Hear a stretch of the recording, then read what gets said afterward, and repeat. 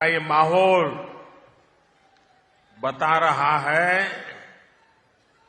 कि इस बार केरला में कमल खिलने जा रहा है।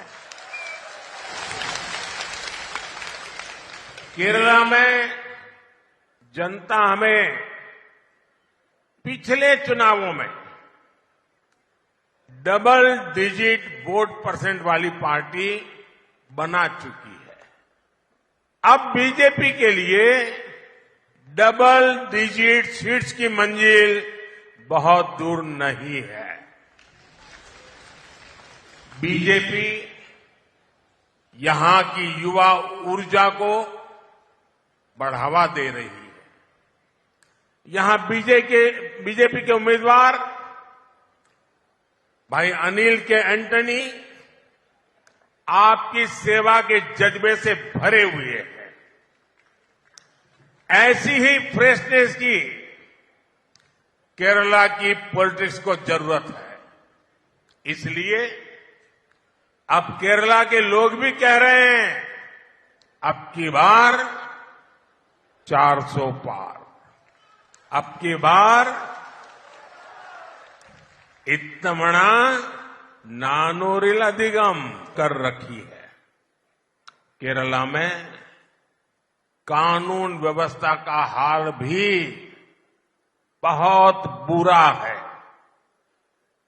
यहां तक कि चर्च के पादरी भी हिंसा के शिकार हो रहे हैं। कितने ही कॉलेज कैंपस कम्युनिस्टों के गुंडों के अड्डे बन गए हैं। महिलाएं, युवा और हर वर्ग डर में जी रहा है। राज्य सरकार में बैठे लोग चैन की नींद सो रहे हैं। केरला को इन समस्याओं से छुटकारा तभी मिलेगा जब एक बार कांग्रेस, एक बार एलडीएफ, ये जो मिली भगत का चक्कर चल रहा है ना, वो जिन पॉलिटिकल पार्टीज का एकमात्र लक्ष्य सिर्फ और सिर्फ सत्ता हासिल करना होता है, वो कभी भी लोगों का भला नहीं कर सकती।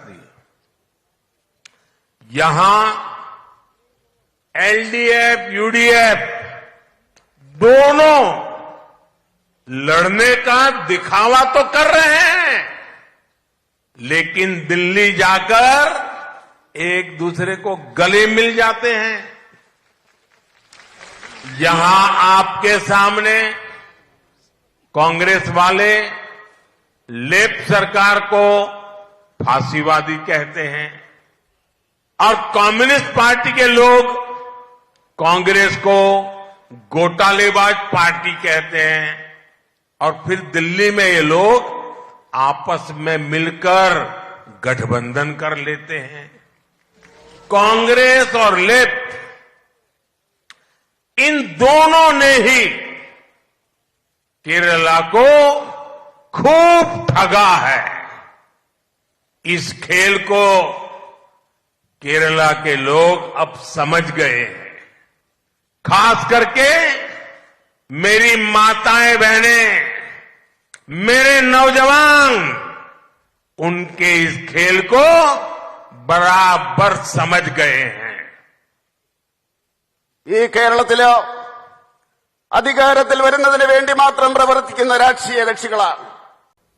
केरला की संस्कृति आध्यात्मिकता से साथ जुड़ी हुई है, लेकिन यूडीएफ और एलडीएफ के लोग आस्था को कुचलने के लिए जाने जाते हैं। यूडीएफ, एलडीएफ वोट बैंक की राजनीति और समाज में खाई पैदा करने में लगे रहते हैं।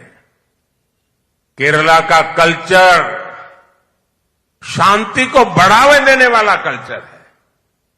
लेकिन यूडीएफ, एलडीएफ के लोग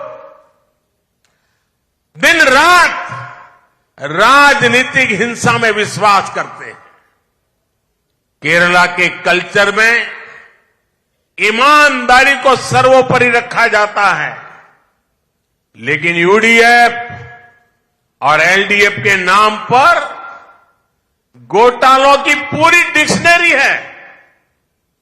एलडीएफ को सोने के जरिए लूटने के लिए जाना चाहता है और यूडीएफ की पहचान सोलर पावर की लूट से होती है।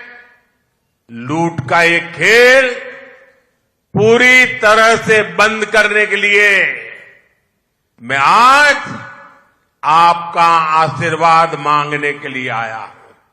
मुझे केरल का आशीर्वाद चाहिए। मुझे केरल के लोगों का पूरा सहयोग चाहिए। കേരളത്തിന്റെ സംസ്കാരം എന്ന് പറയുന്നത് ആധ്യാത്മികതയുമായിട്ട് ചേർന്ന് നിൽക്കുന്നതാണ്.